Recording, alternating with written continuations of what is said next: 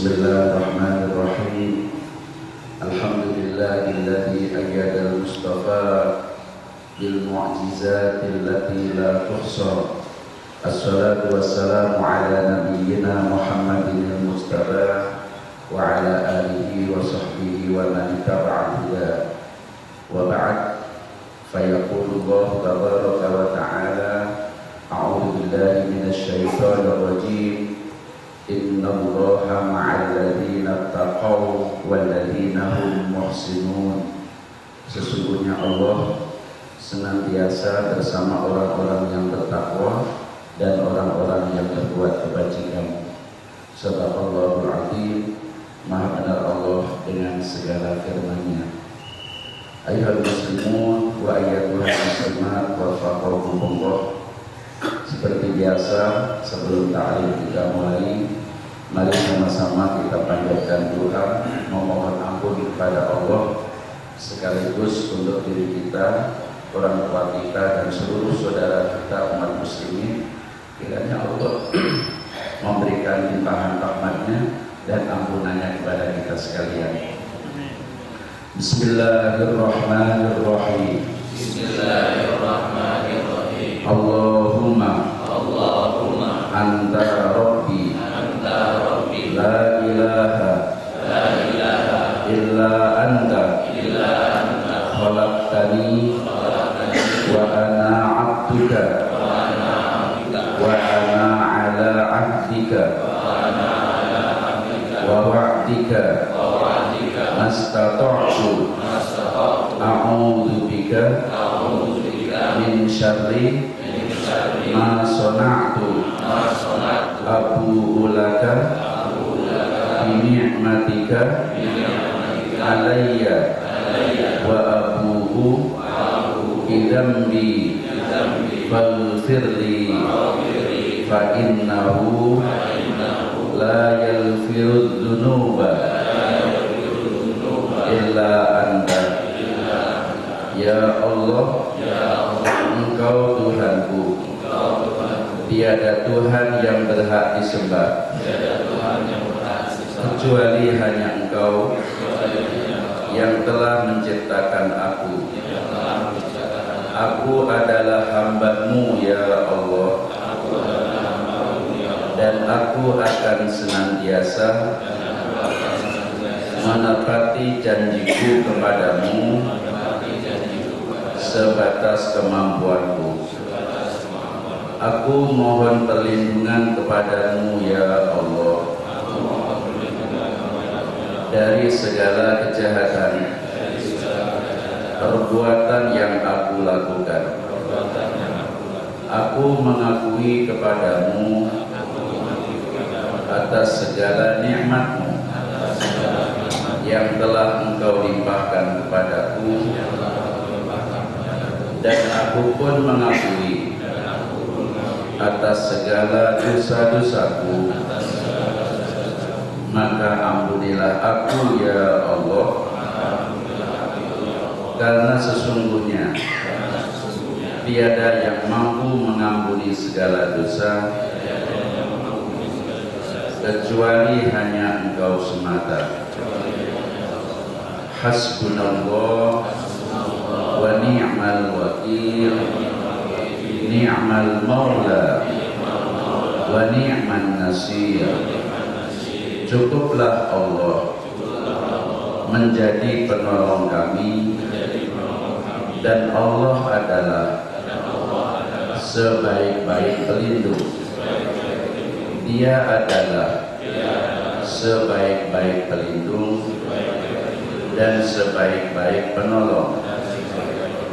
Ya Fattahu, ya Razzaqu, iftah lana abwabal khair warzuqna rizqan halalan thayyiban wasi'an mubaraka. Ya Allah yang maha membuka, bukakanlah kepadaku berbagai pintu kebaikan. Ya Allah yang maha memberi rezeki, limpahkanlah rezekimu kepadaku yang halal, yang baik, yang luas, yang penuh keberkahan.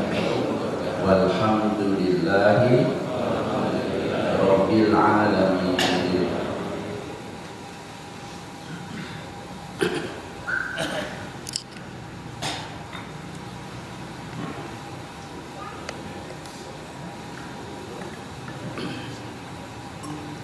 Baik, Bapak Ibu jamaah Masjid Al-Hakim wafaqakumullah, tiada terasa hari ini kita berada di hari Sabtu 27 Syawal 1435 Hijriah yang bertepatan 23 Agustus 2014 Masehi.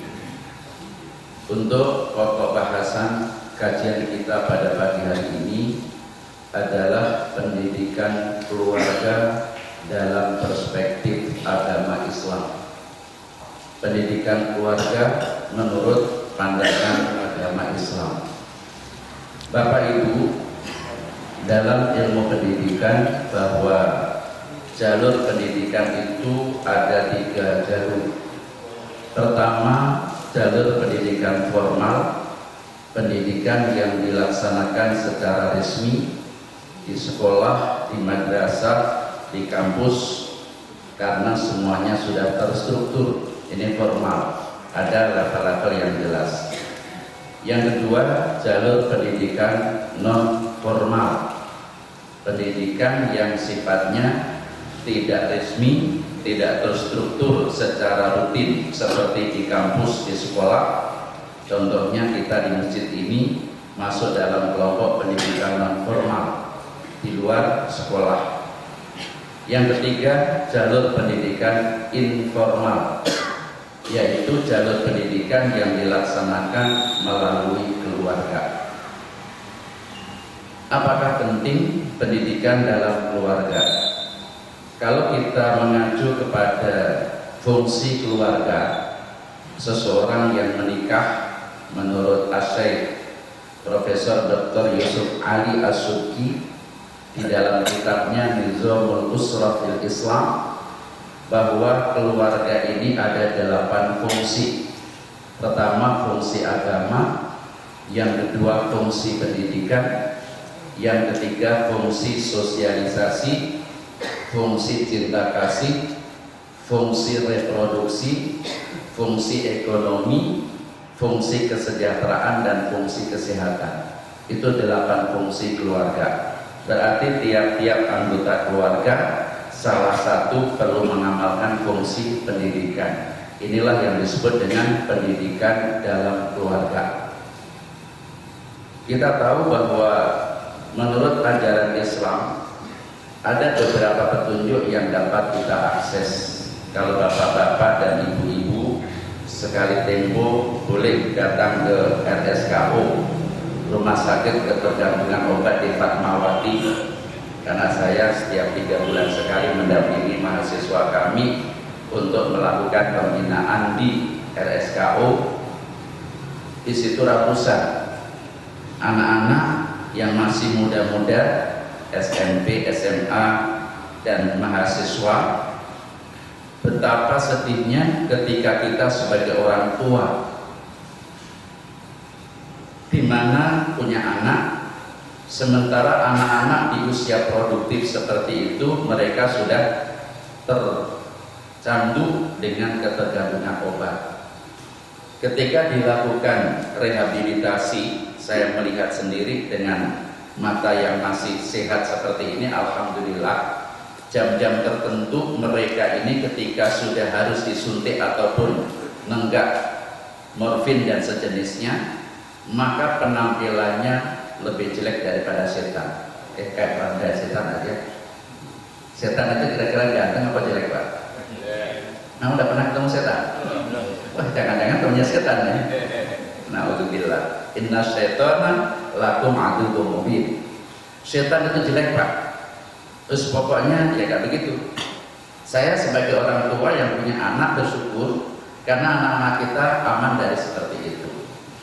Ternyata dari analisis penelitian, kenapa anak-anak usia sekolah, mahasiswa yang produktif itu banyak masuk terperangkap dalam kecanduan itu 68,5%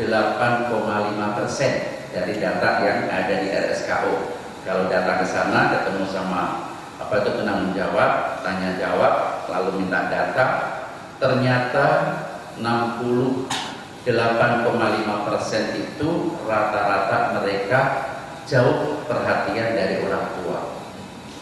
Karena orang tuanya sibuk dengan segala profesi dan urusan mereka, maka anak-anak bertemu dengan orang yang salah, di waktu yang salah, di tempat yang salah, akibatnya berbuat salah.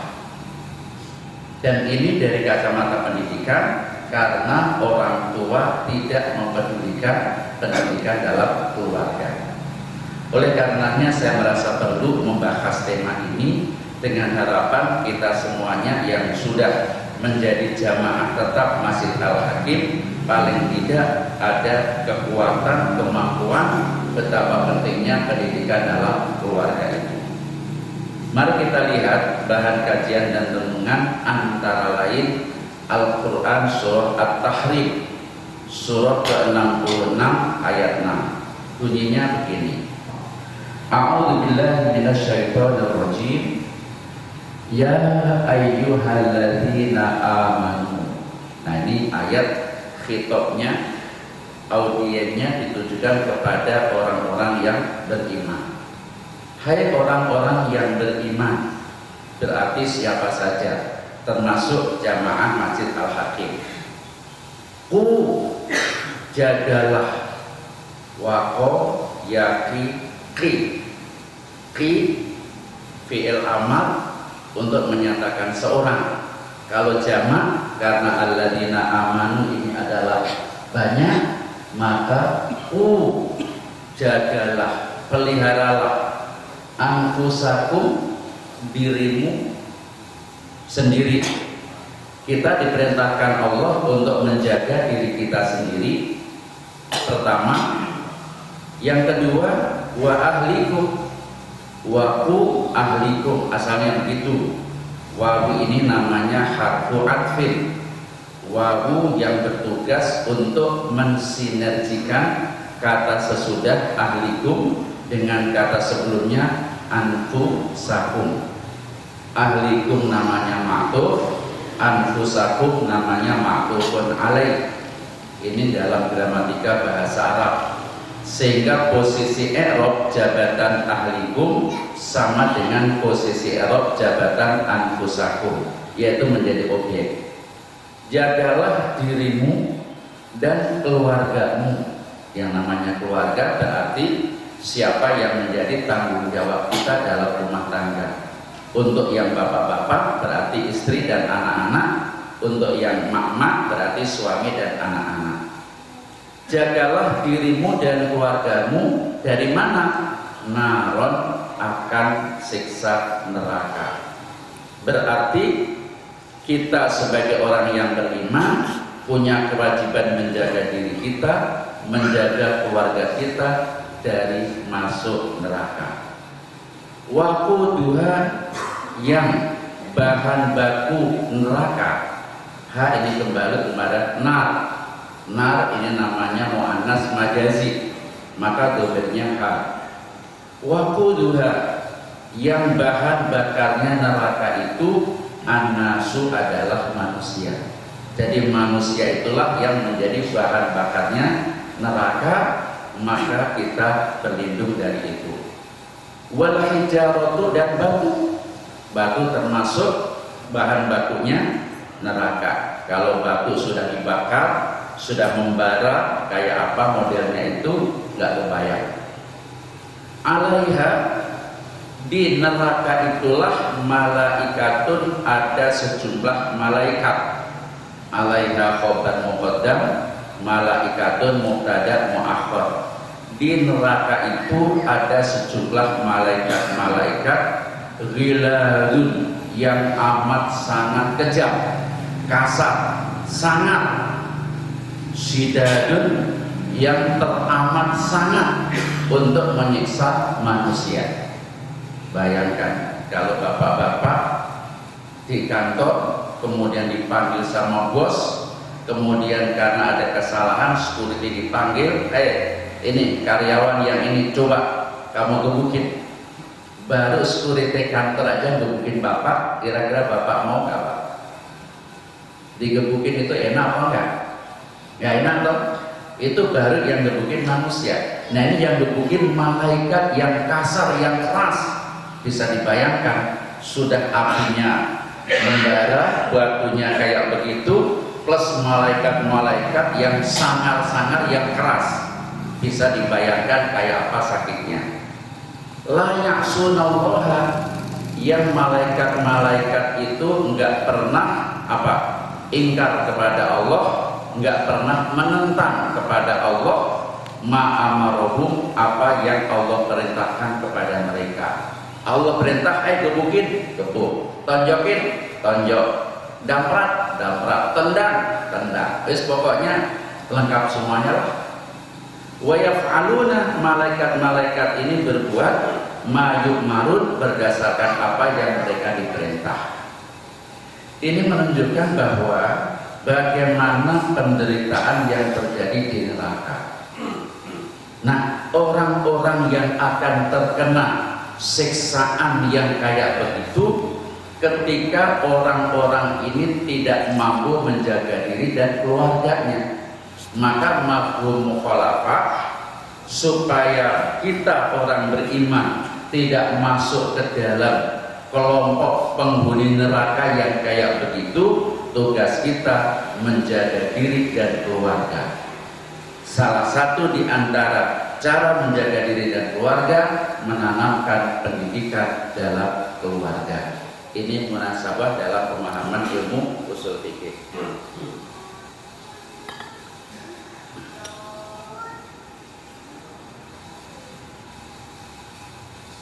Bapak Ibu jamaah sekalian, dari kandungan ayat tadi menunjukkan bahwa di antara kewajiban orang tua kita semua, pertama memberikan perlindungan kepada anggota keluarga agar anggota keluarga kita ini terhindar, selamat dari hal-hal yang dapat menyebabkan masuk neraka.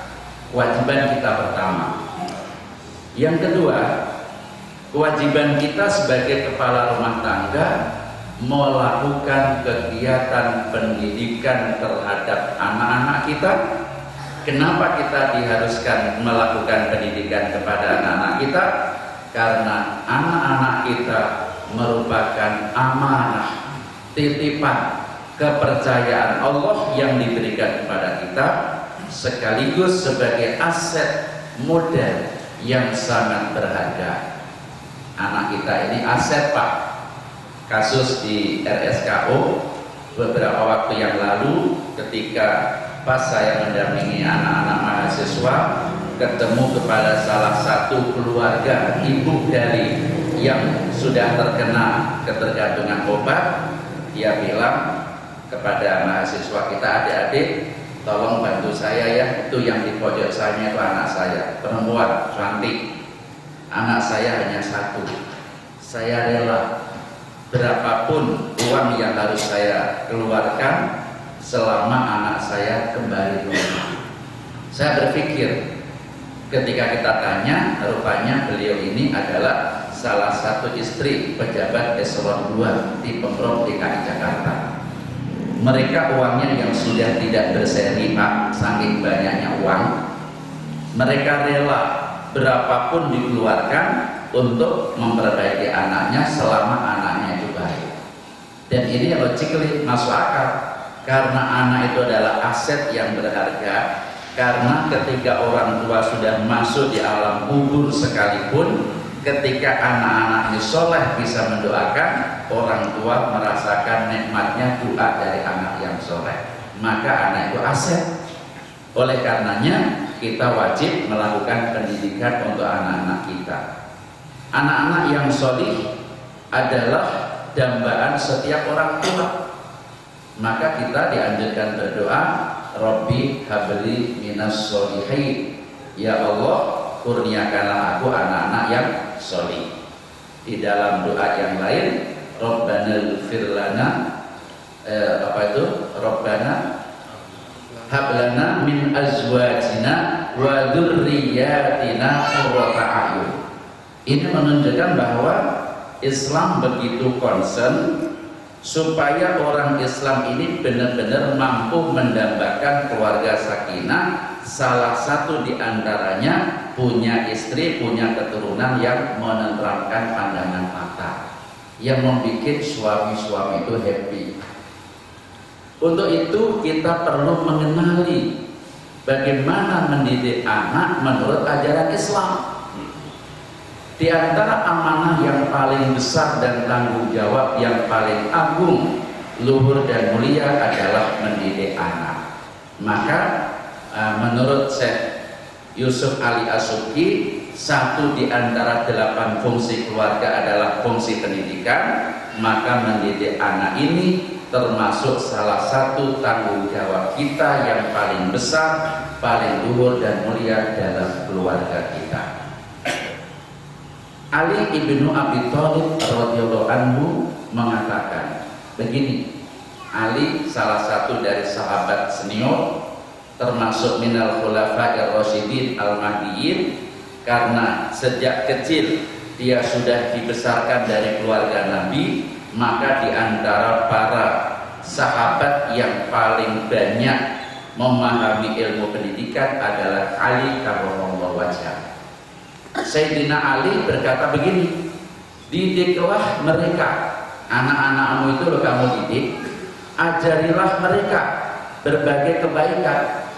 Jadi kita sebagai orang tua perlu mendidik anak-anak, mengajari berbagai kebaikan-kebaikan. Dan bagi sang ayah dalam hal mendidik, hendaklah memperhatikan beberapa hal yang berikut ini. Kita sebagai orang tua perlu memahami beberapa petunjuk yang diajarkan oleh Ali karramallahu wajhah. Apa ajaran yang dikemukakan oleh Sayyidina Ali? Yang pertama, langkah mendidik yang baik mulailah dengan cara memilih istri yang baik. Mulai dari situ, Pak. Itu kan yang belum punya istri, Pak. Kalau yang sudah punya istri, memulai yang baru lagi dong. Jangan begitu. Ini mafhumnya bukan mafhum mukhalafah. Ya, jangan dipahami kata Pak Anwar melalui Sayyidina Ali memulai dari cari istri yang sholihah. Kita udah punya itu, punya anak, berarti memulai lagi, kenapa lagi dong? Nah, nanti ibu-ibu bisa gambaran saya nanti. Ya, artinya memang orang Islam dalam mencari pasangan itu dimulai dari istri yang sholihah. Maka ada 4 kriteria, Pak. Tungkahul mar'atu li arba'in.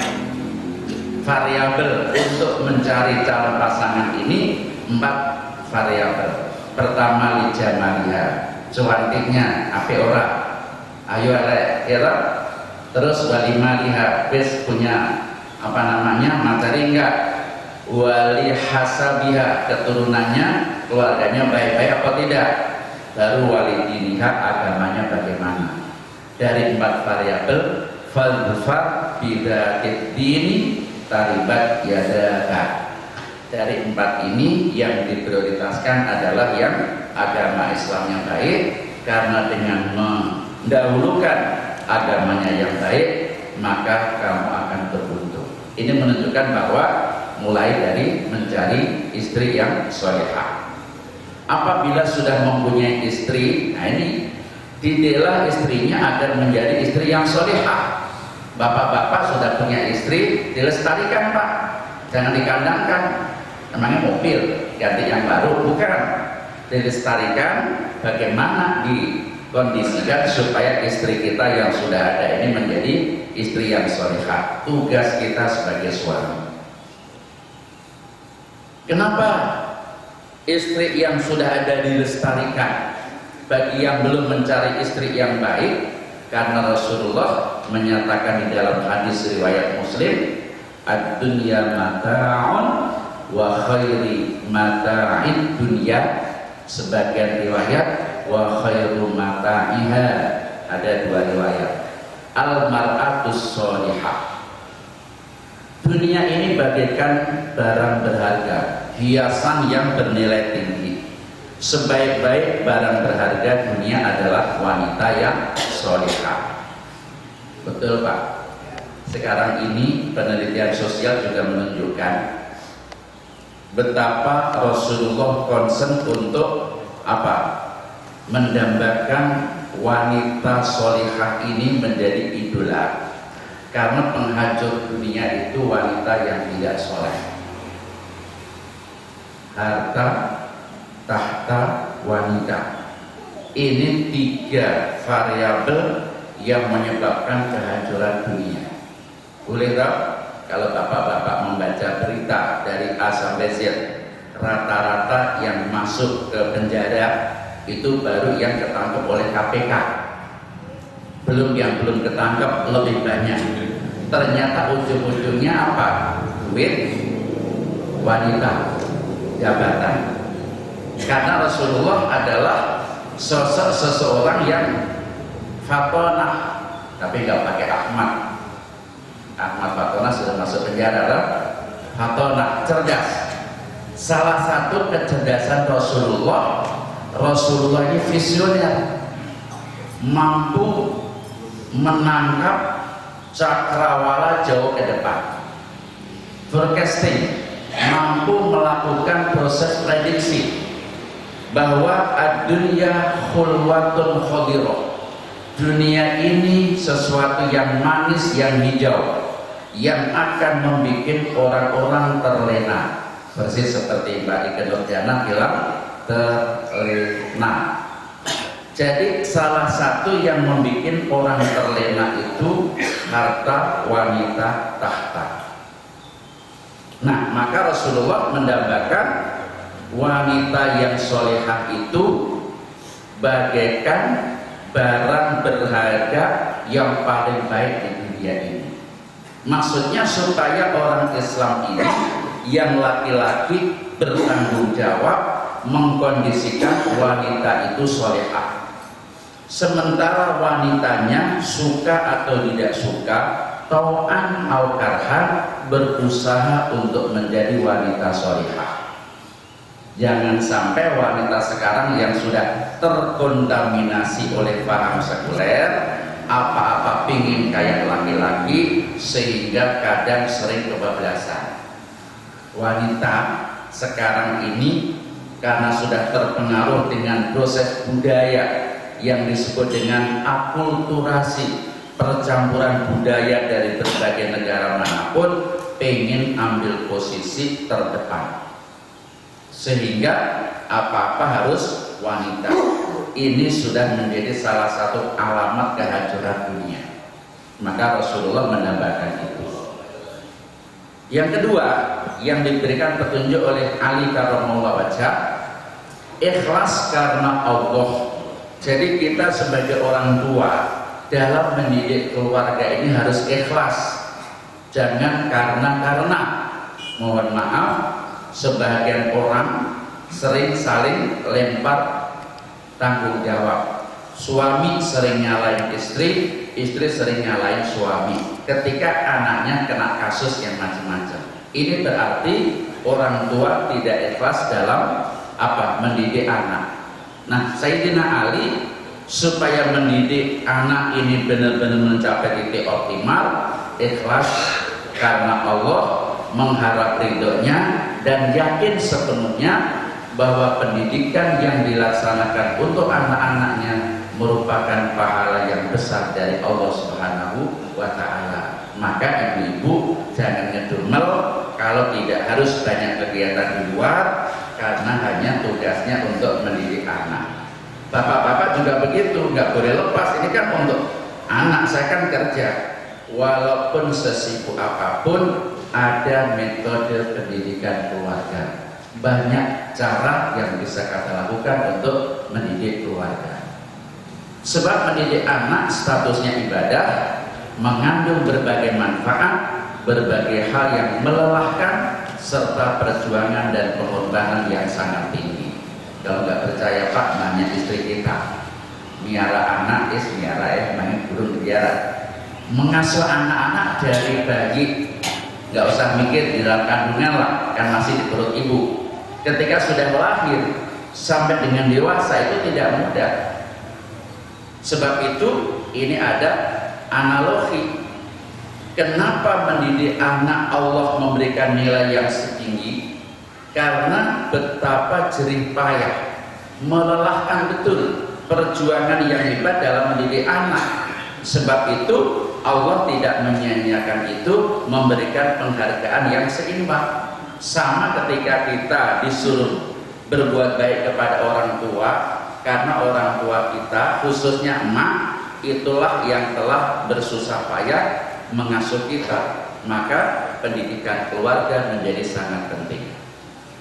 Mana dasar hukumnya tentang ikhlas? Surah Al-Baqarah, wa ma umiru illa liya'budullaha mukhlishina lahud-dina hunafa. Karena mendidik anak ibadah perlu dilakukan secara ikhlas. Yang ketiga, petunjuknya Sayyidina Ali, perlu membiasakan anak untuk beribadah. Anak perlu dilatih. Jadi kalau bapak ibu ke masjid bawa anak-anak seperti yang kecil-kecil, sesungguhnya ini salah satu cara yang cukup efektif dan mendorong anak sejak kecil supaya menjadi habit, menjadi pembiasaan, terampil dan menyenanginya. Artinya anak-anak kalau sudah mengikuti kebiasaan apa yang dilihat, apa yang didengar, apa yang diamati dari orang-orang dewasa, maka dia akan tumbuh berkembang menjadi terampil dan dia akan menikmati kebiasaan baik peribadatan yang telah dilatih oleh orang tuanya kepadanya. Ini alasan yang ketiga. Dasar hukumnya surah Toha ayat 132, wa'mur ahlaka bis-sholati wastabir 'alaiha. Perintahlah kepada keluargamu untuk mendirikan sholat, bersabarlah kamu dalam mengerjakannya. Ini salah satu dasar hukumnya. Rasulullah juga memberikan tuntunan, muru auladakum bis-sholati. Suruhlah, perintahlah, ajaklah anak-anakmu untuk mengerjakan sholat, wahum abna'u sab'i sinina, ketika mereka berusia 7 tahun. Anak-anak di usia 7 tahun sudah perlu dibiasakan untuk dilatih mendirikan sholat. Wadribuhum 'alaiha, pukullah mereka karena meninggalkan sholat. Wahum abna'i asyara, ketika mereka sudah berusia 10 tahun. Artinya dari usia 7 tahun sudah mulai dilatih supaya menjadi habit. Begitu sampai 10 tahun kok masih juga nggak mau mengikuti, maka orang tua perlu ngasih pelajaran. Memukul di sini jangan diartikan gebukin karena mengikuti nafsu, tetapi sebagai punishment, sanksi untuk ngasih hukuman kepada anak supaya anak itu mau melaksanakan ibadah sholat. Wa farriqu bainahum fil madaji, pisahlah dia di antara mereka di tempat tidur. Artinya sudah mulai jangan dibekep terus supaya ada punishment yang dilakukan untuk anak yang meninggalkan ibadah sholat. Yang keempat yang diajarkan oleh Sayyidina Ali karramallahu wajhah, menjauhkan anak-anak dari berbagai hal yang haram. Orang tua dari sedini mungkin perlu menjauhkan anak-anak dari hal-hal yang haram, hal-hal yang mungkar, dan sekaligus menakut-nakuti mereka dari hal-hal yang haram dan yang mungkar itu, bahwa mereka akan berbahaya dan celaka di dunia dan di akhirat kalau melakukan hal-hal yang haram dan yang kemungkaran. Artinya sudah mulai dinalarkan, dikasih reason, alasan kenapa dilarang melakukan itu. Sayyidina Ali mengajarkan demikian karena pernah mendengar Rasulullah bersabda ini, Akhadal Hasan bin Ali radhiyallahu anhu. Hasan anaknya Ali, istrinya yaitu Fatimah. Hasan anaknya Ali mengambil tamrotan sebiji kurma. Salah satu ketika anaknya Ali yang bernama Hasan pernah mengambil sebutir kurma, minta sodakoti dari kurma sedekahan. Artinya begini, ada jamaah yang menyerahkan satu karung kurma kepada Nabi untuk dibagikan kepada jamaah. Ketika Hasan anaknya Ali, cucunya Nabi, mengambil satu, faja'alaha, lalu menjadikan kurma itu fihi, di mulutnya, artinya sudah mau dimakan, sudah diambil, sudah mendekati mulut, ingin dimakan. Ketika Hasan melakukan itu, Rasulullah melihatnya, faqala, langsung an-Nabiyu berkomentar. Fa ini huruf ataf, sama dengan wawu, sama dengan summa, tetapi fa menyatakan litartib wa taktib, langsung dan tanpa dipisah. Ketika Hasan mengambil kurma ditempelkan di mulut, langsung Nabi berkomentar begini, kikhin, kikhin. Nah, ini bahasa itu namanya isim fi'il, lafadznya isim, maknanya fi'il. Kalau orang itu waria, jenis kelaminnya laki tapi penampilannya kayak perempuan, itu kan waria begitu Pak, itu padanannya begitu. Nah, kikhin ini isim, lafadznya isim tapi maknanya fi'il. Apa artinya? Jangan dimakan, jangan dimakan. Jadi Nabi melihat Hasan sedang mengambil kurma sedekahan, mau dimakan, langsung dikomentar Nabi, jangan dimakan, jangan dimakan. Lihat rohaha, supaya kamu buang. Artinya apa? Kamu taruh kembali. Kenapa? Nabi menjelaskan, summa qala, lalu Nabi bersabda, ama sya'urta, memangnya kamu tidak merasa, memangnya kamu tidak tahu, anna, bahwasanya kita lana kulu as-sodaqota, tidak boleh memakan barang sedekah. Nabi dan keluarganya tidak boleh memakan barang sedekahan dari orang lain. Nah, karena Nabi tahu cucunya ini bagian daripada anggota keluarga, ketika melakukan kemungkaran, mengambil satu kurma dari kurma titipan orang untuk disedekahkan, karena keluarga Nabi nggak boleh makan sedekahan, Nabi melarang itu. Artinya apa? Nabi menanamkan pendidikan kepada anak-anak sedini mungkin untuk jangan melakukan perbuatan-perbuatan dosa. Inilah alasan Sayyidina Ali kenapa tadi nasihatnya orang tua perlu melatih anak-anak sedini mungkin untuk meninggalkan barang-barang yang haram atau yang mungkar. Yang kelima, menurut petunjuknya Sayyidina Ali, keteladanan yang baik. Anak-anak pada umumnya senang kepada orang tuanya, senang pula untuk meniru dan meneladani orang tuanya. Maka orang tua selaku pendidik tidak boleh memberikan contoh yang buruk dalam bentuk apapun. Anak ini kan follower, dia pengikut, dia cenderung ngikutin kepada leader, imam. Siapa leadernya? Itu orang tuanya. Nah, di kita ini mohon maaf Pak, yang di luar sana, kalau yang di sini mah sudah jaminan mutu, sudah kualitas ekspor, siap untuk memberikan uswah hasanah. Orang-orang yang di luar sana jarang mampu menjadikan diri kita tuntunan bagi anak-anaknya. Sampai-sampai saya pernah ketika melakukan analisa dari sekolah, karena kita setiap penerimaan murid baru di Pamulang 2 kita ada yayasan At-Taqwa Pak, ada SD, ada SMP.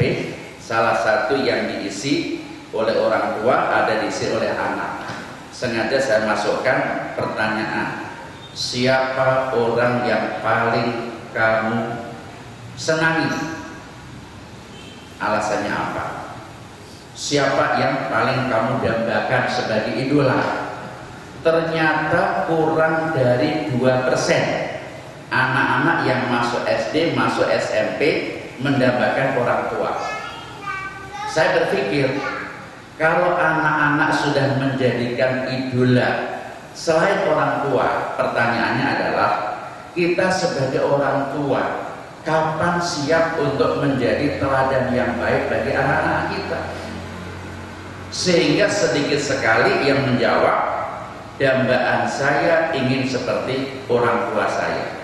Orang yang saya idolakan orang tua saya. Sedikit Pak.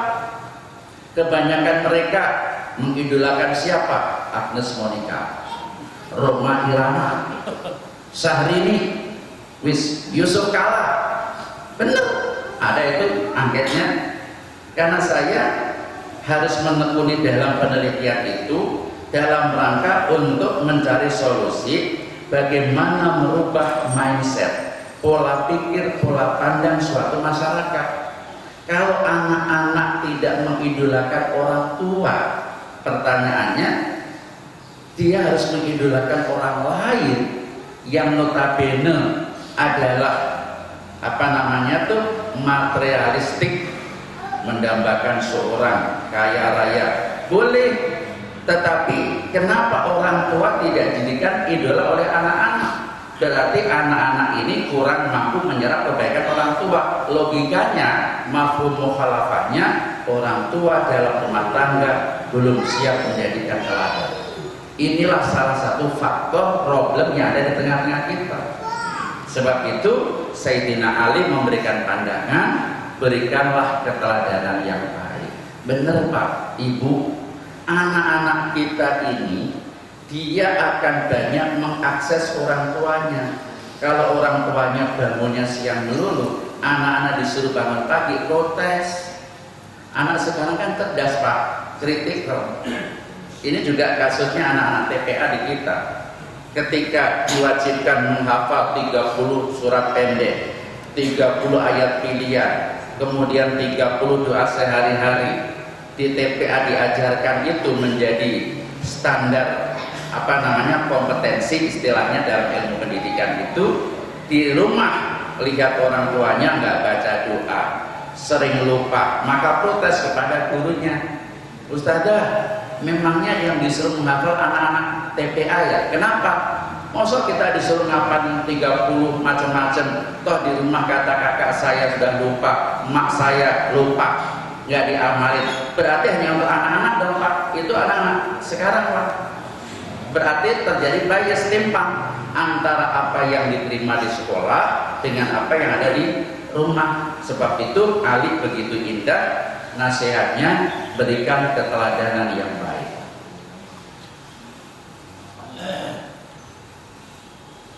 Nah, ini beberapa ayat. Ada sebuah syair yang bagus Pak. Ini Syekh Mustafa Lutfi Al-Manfaluti. Syairnya begini, la tanha'an khuluqin wa ta'tiya mislahu arun alaika idza fa'alta azimu. La tanha'an khuluqin, kamu jangan melarang orang lain dari perilaku-perilaku tertentu. Orang tua jangan melarang anak-anak untuk tidak melakukan A. Watak tiang mislahu, sedangkan kamu melakukan hal yang seperti itu. Nah, kamu jangan bangun kesiangan, nanti dipatok ayam.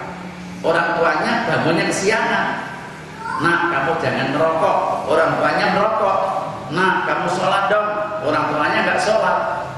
Orang yang melarang orang lain meninggalkan perilaku tertentu, sedangkan kita melakukannya, arun alaika, cacat bagimu, aib idza fa'alta azimu, jika kamu melakukan itu maka sebuah aib yang besar untukmu.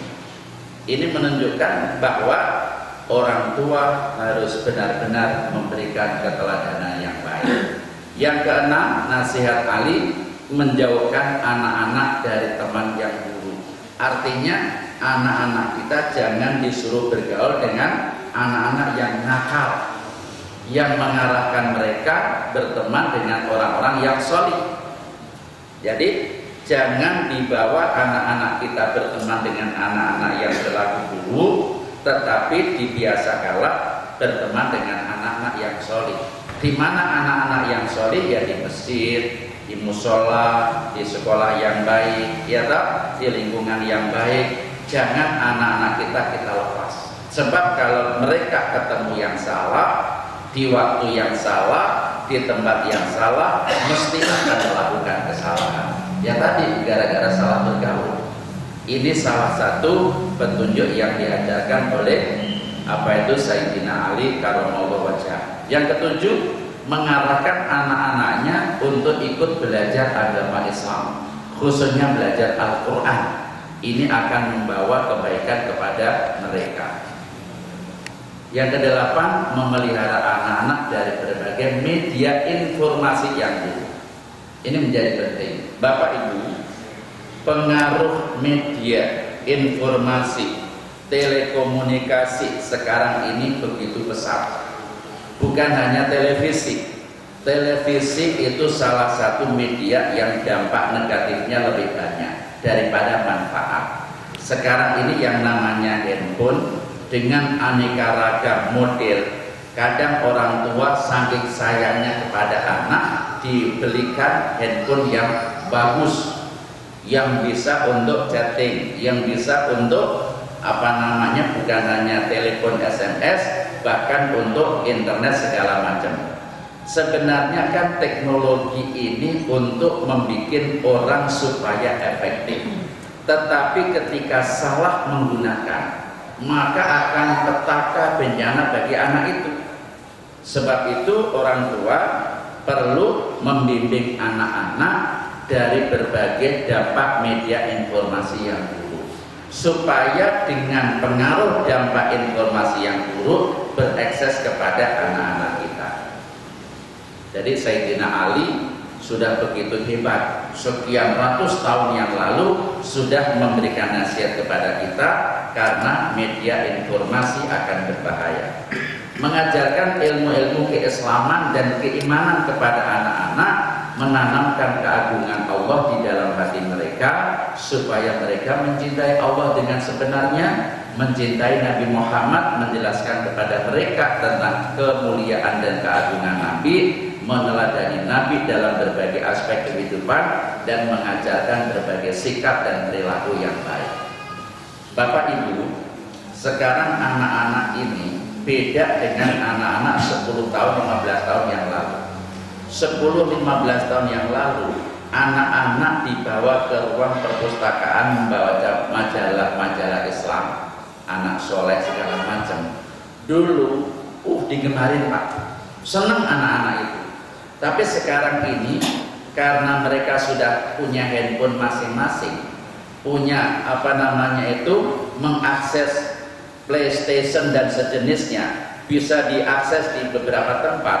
Anak-anak sekarang ini suruh membaca majalah-majalah Islam dan segala macam, susahnya setengah urip, karena sudah perubahan paradigma. Oleh karenanya tugas kita sebagai orang tua bagaimana membuat supaya mereka nyaman, senang mengenali Nabi, para sahabat, cerita-cerita dari autobiografinya disesuaikan dengan nalar anak-anak itu.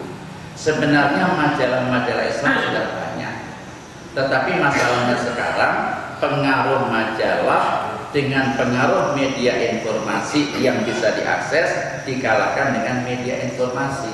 Sebab itu sekarang kami dari pihak beberapa teman untuk menyusun beberapa materi bagaimana membuat media pendidikan berdasarkan cerita-cerita Nabi, para sahabat yang dikonsumsi oleh anak-anak yang bisa diakses melalui media.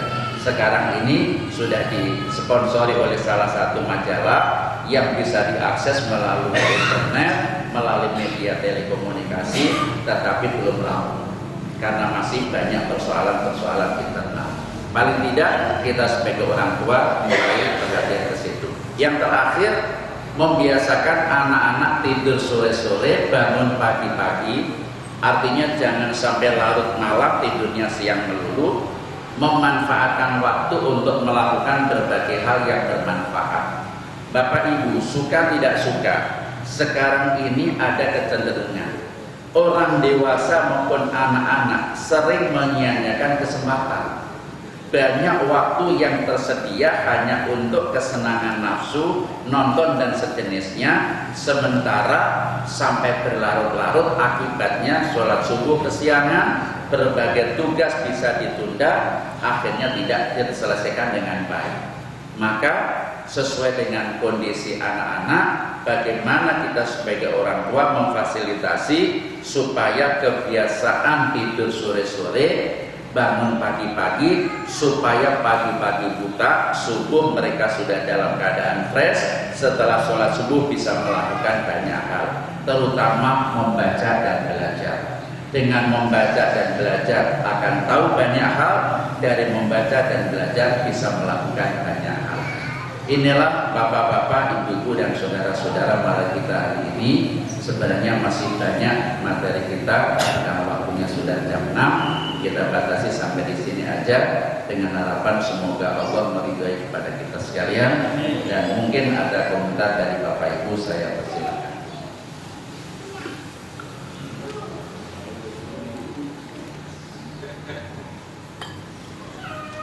Baik Bapak Ibu, mungkin satu pertanyaannya dengan Ibu. Ada pertanyaan?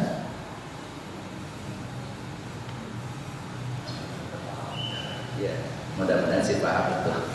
Karena melalui audio visual ada mendengar dari saya, ada yang menuliskan, tidak ketika kita mendengarkan saja. Saya berusaha untuk selalu menulis supaya yang pintar jangan saya sendiri. Sebab kalau ceramah toh itu kan yang pintar kan penceramahnya toh. Tapi kalau begini paling tidak saya harus mencari bahan, menulis, tambah wawasan saya, tambah keterampilan saya. Ibu bapak bisa melihat langsung, bisa mencatat mana-mana yang bisa dicatat. Kalau yang mau nyatet, kalau enggak bawa flash disk tinggal mindahin, enak. Ya toh, ini kan media yang efektif. Jadi maksud saya dengan cara seperti ini bapak ibu bisa mengakses ulang. Ya, baik. Terima kasih. Assalamualaikum warahmatullahi wabarakatuh.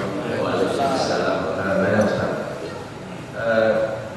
Baik mana anak itu ditaruh di pesantren misalnya udah umur SMP, SMA itu, atau di rumah? Karena mengingat dengan keterbatasan kita sebagai orang tua, kita nggak bisa mendidik mana yang benar karena kita sibuk. Cuman kelemahannya misalnya kita tidak bisa berinteraksi setiap hari gitu. Dia ada yang berpendapat sebaiknya di rumah, dan kita ada juga yang sebaiknya di pesantren. Mohon penjelasannya. Terima kasih. Ya, baik. Untuk di pesantren memang ada dua paradigma Pak. Saya sendiri sering berdiskusi dengan para pakar pendidikan karena dunia saya ini dalam dunia pendidikan. Saya berpendapat sebagai pengalaman pribadi, alhamdulillah pengalaman kecil saya karena keluarga saya di kampung Pak. Saya tuh wong desa Katrok Pak. Dari kota itu sekitar 15 kilo, masih ke pelosok Desit. Kalau orang Arab namanya Korowi, pelosok yang paling dalam. Saya di keluarga pesantren Pak. Alhamdulillah kita ada pesantren kecil-kecilan di kampung. Almarhum bapak saya sekarang diterusin oleh kakak saya yang paling pertama. Jadi saudara-saudara semuanya itu memang dipesantrenkan. Walaupun di rumah ada pesantren, kita dipesantrenkan di luar. Sebab kalau di rumah sendiri kan nggak merasa kalau pesantren itu. Dipesantrenkan di Rembang saya dulu, Kiai Bisri Mustafa tahun 70 itu sudah pondok, mungkin bapak belum lahir. Kemudian saya menjadi orang tua, anak saya tiga-tiganya pesantren semua Pak. Anak yang pertama 6 tahun di Alhamidiyah, Sanawiyah Aliyah di sana. Yang kedua 3 tahun di Alhamidiyah, Depok, Sanawiyah Aliyahnya di Insan Cedekiyah. Tidak yang di Serpong tapi yang di Gorontalo Pak, Misal. Yang ketiga sekarang yang anak botak itu pesantren Al-Azkar di kawasan Pamulang. Jadi artinya begini, Kalau saya mengamati secara makro di pesantren di seluruh Indonesia, 10 tahun belakangan ini mengalami recovery, peningkatan yang tajam. Ternyata setelah anak-anak ini tidak terkontrol oleh orang tua, banyak kenakalan remaja, orang tua sudah mulai sadar menitipkan anaknya di boarding, yaitu dipesantrenkan. Boarding school, kalau bahasanya orang sana, bahasa kampungnya pesantren, pondok pesantren. Ternyata menjadi solusi, Pak. Di pesantren manapun ini permintaan meningkat. Dalam ilmu ekonomi, permintaan semakin meningkat, berarti ada kepercayaan dari publik. Betul. Walaupun banyak masalah. Ada para ahli pendidikan yang menganggap bahwa anak-anak di usia SD ini masih banyak dunia main, maka sebaiknya banyak dinaungi oleh orang tua. Itu benar, nggak salah. Tetapi sisi lain, karena paradigma ini sudah semakin berkembang, orang tua dengan kesibukan yang macam-macam di rumah ini banyak dibesarkan oleh para pembantu rumah tangga. Akibatnya pembantu rumah tangga yang merasa dia bekerja untuk mengasuh anak-anak punya kemampuan yang berbeda, apalagi para pembantu yang dia punya beban, maka justru malah anak ini sering menjadi korban. Sebab itu bagaimanapun di pesantren, menurut saya dari pengalaman realitas setelah kita melalang buana, menjadi salah satu solusi yang cukup efektif untuk mendidik anak-anak ini. Satu, mereka kemampuan bersosialisasi. Di pondok, di pesantren sudah mulai dilatih, Pak, untuk bersihin kamar. Itu ada piket, Pak, untuk bersihin kamar mandi. Itu piket itu. Sudah ada tugas-tugas kemandirian, sosialisasi, kemandirian, kedisiplinan, karena sudah terstruktur jam berapa bangun, harus melakukan apa, terus 24 jam itu sudah terstruktur dengan baik. Menurut saya pendidikan di pesantren selama memadai, karena pesantren di kita banyak model, Pak.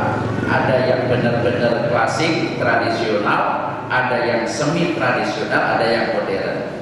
Tapi secara umum ketika para pengasuh pondok pesantren, karena sekarang ini ada pelatihan-pelatihan manajemen pesantren, alhamdulillah Kementerian Agama memfasilitasi, banyak memberikan bantuan ke pesantren, termasuk pengelolaan pesantren, bantuan-bantuan, termasuk Insan Cendekia ini salah satu madrasah aliyah negeri yang evolusi dari SMA Insan Cendekia dulu, memberikan porsi alumni pesantren, porsi yang diterima lebih banyak.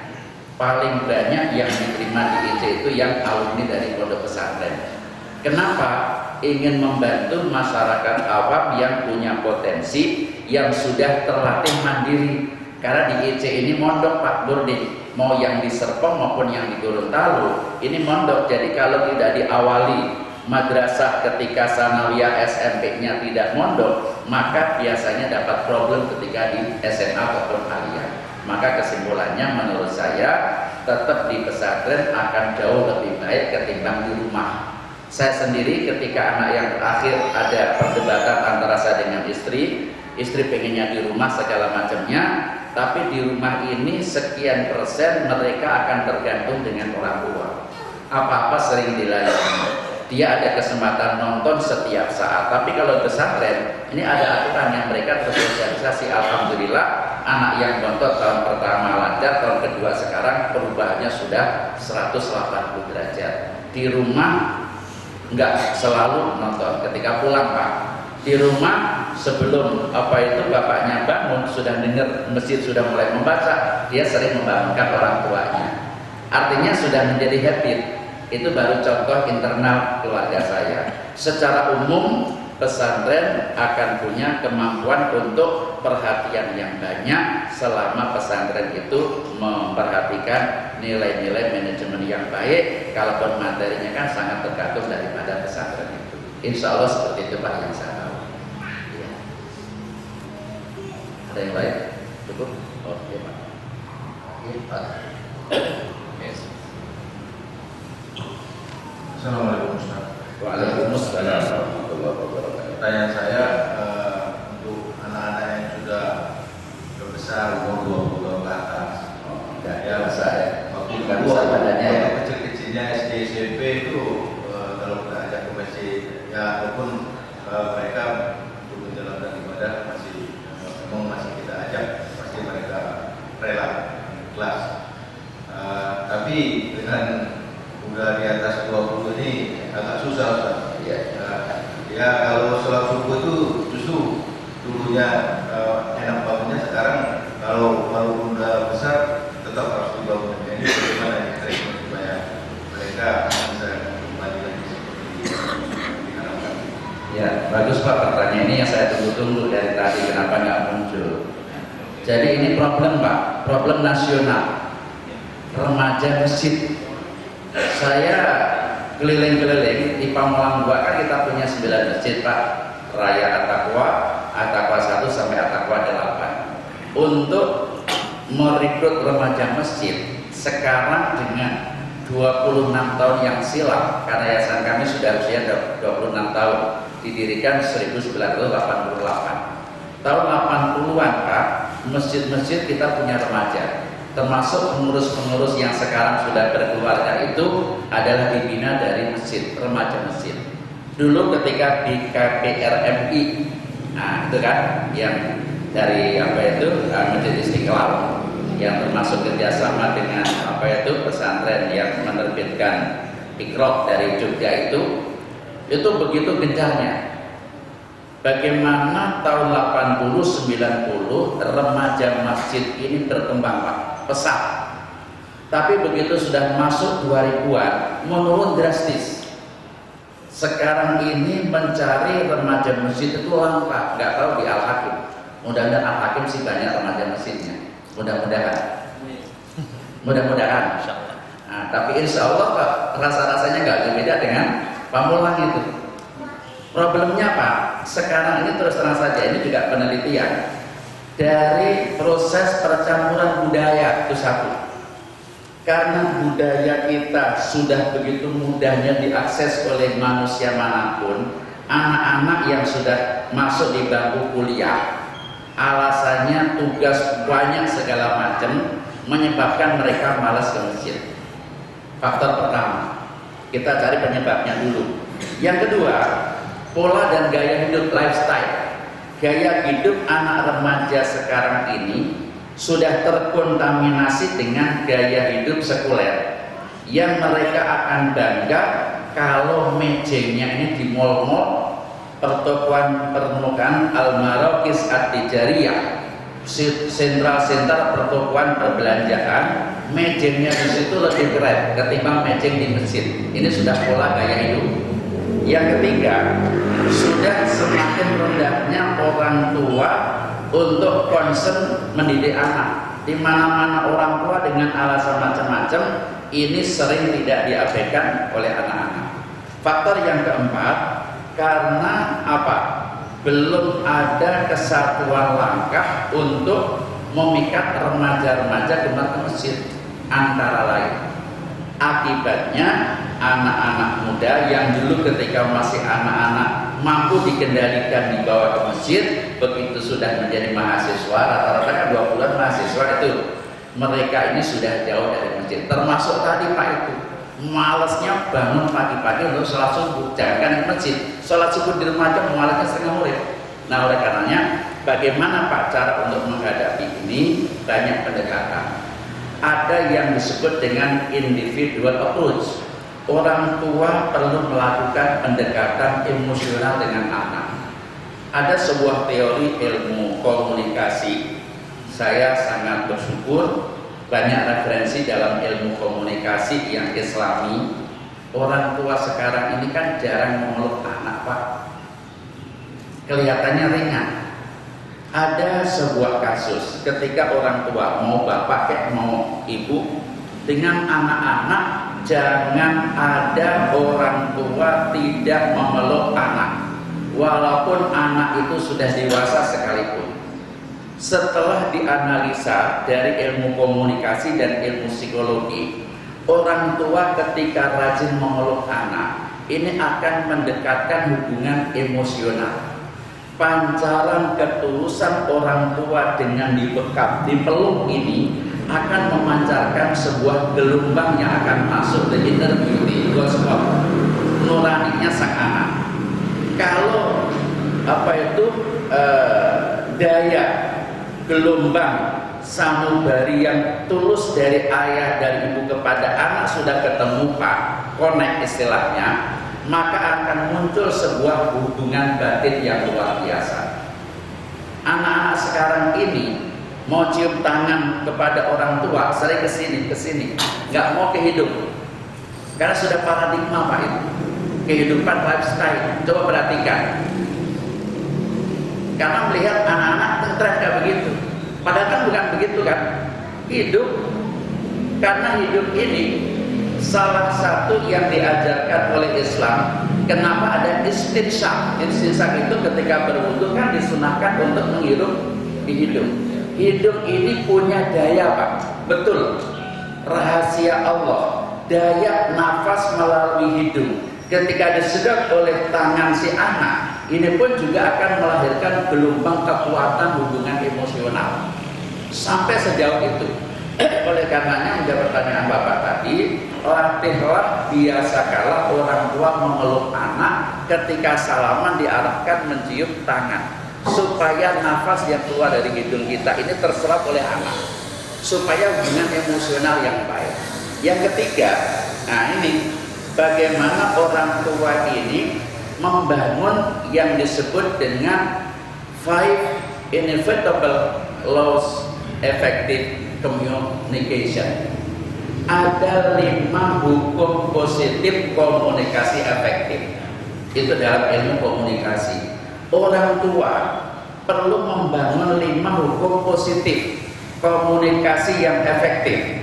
Pertama, orang tua perlu menimbulkan yang namanya keterbukaan. Jangan ada yang ditutup-tutupi.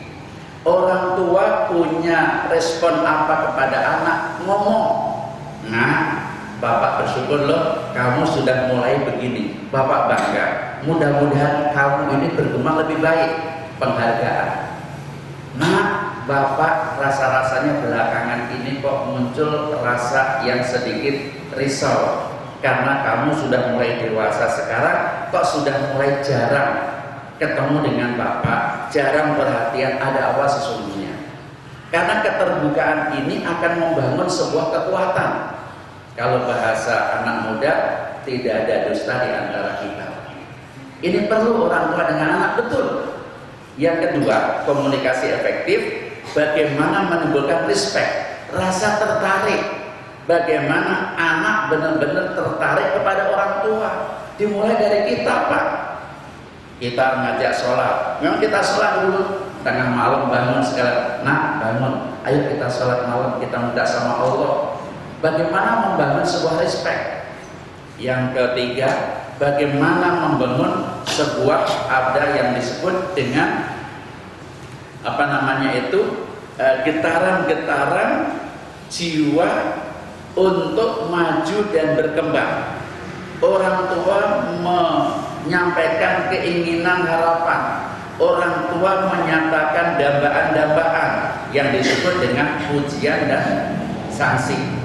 Orang tua sering memuji, orang tua juga sering memberikan ancaman. Harus berimbang Pak, supaya anak ini merasa diomongke, merasa diorangkan oleh orang tua. Sebab kalau orang tua tidak mengorangkan anak-anak, dihargai ketika baik, ditegur ketika berbuat salah, anak-anak akan lepas. Orang tua saya cuek kok, maka gua ngapain? Dan yang terakhir, bagaimana mendoakan selalu. Orang tua sering mendoakan langsung kepada Allah, juga mendoakan di depan anak-anak. Anak Pak, bagaimanapun sekerasnya, ini akan luluh, akan luntur, akan takluk di pangkuan orang tua. Ketika orang tua menyatakan harapan berdoa kepada Allah didengar oleh anak-anak. Nah, aminkan. Bapak ingin berdoa sama Allah. Ya Allah, mudah-mudahan apapun yang menjadi keinginan Bapak diperdengarkan. Ketika anak-anak masih tidur udah kayak apa? Lakukan. Ini beberapa pendekatan-pendekatan yang memang dipadukan antara komunikasi dengan religi, dan saya berpendapat ini juga bagian yang saya biasakan, Pak. Alhamdulillah, bukan saya memuji kepada anak saya, paling tidak pengalaman pribadi ini bisa saya ketulakan, Pak, bahasa saya, di-sharing supaya kita semua terbuka, supaya anak-anak ini bisa berkembang. Sebab itu latihlah, kalau jamaah ini ada 100, di bawah anak-anaknya akan menjadi kontinuitas yang menjadi daily, menjadi kebiasaan harian. Insya Allah remaja-remaja kita akan mudah bersama kita di masjid. Itu antara lain, Pak, namanya teori. Tentu banyak cara yang bisa kita lakukan. Baik Bapak Ibu jamaah sekalian, mohon maaf lebih dari jam 6. Mari kita tutup dengan berdoa. Mudah-mudahan apa yang kita lakukan mendapat izin dan ridho Allah Subhanahu wa taala, dikabul untuk menjadi yang terbaik, terutama kita memiliki kemampuan mendidik diri kita, keluarga kita sehingga selamat dari api neraka, dan jamaah kita menjadi keluarga yang sakinah, istri dan keturunan kita menenteramkan hati dan pandangan kita semuanya. Al-Fatihah. A'udzubillahi minasyaitonir rajim. Bismillahirrahmanirrahim. Alhamdulillahirabbil alamin, arrahmanir rahim, maliki yaumiddin. Iyyaka na'budu wa iyyaka nasta'in. Ihdinas siratal mustaqim, siratal ladzina an'amta 'alaihim ghairil maghdubi 'alaihim waladdallin. Amin. Wa'fu 'anna ya karim irhamna, wa'fu 'anna ya karim irhamna, wa'fu 'anna ya karim irhamna.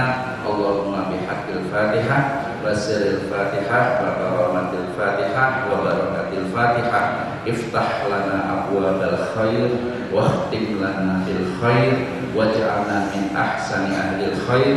Rabbana taqabbal minna innaka antas samiul alim wa tub 'alaina innaka antat tawwabur rahim waghfir lana fa innaka khairul ghafirin warzuqna fa innaka khairur raziqin waftah lana fa innaka khairul fatihin wahdina wa najjina minal qaumiz zalimin. Da'wahum fiha subhanakallahumma wa tahiyyatuhum fiha salam wa akhiru da'wahum alhamdulillahi rabbil alamin. Kita tutup dengan doa kafaratul majlis. Subhanaka Allahumma wa bihamdika asyhadu an la ilaha illa anta astaghfiruka wa atubu ilaik. Wa assalamualaikum warahmatullahi wabarakatuh.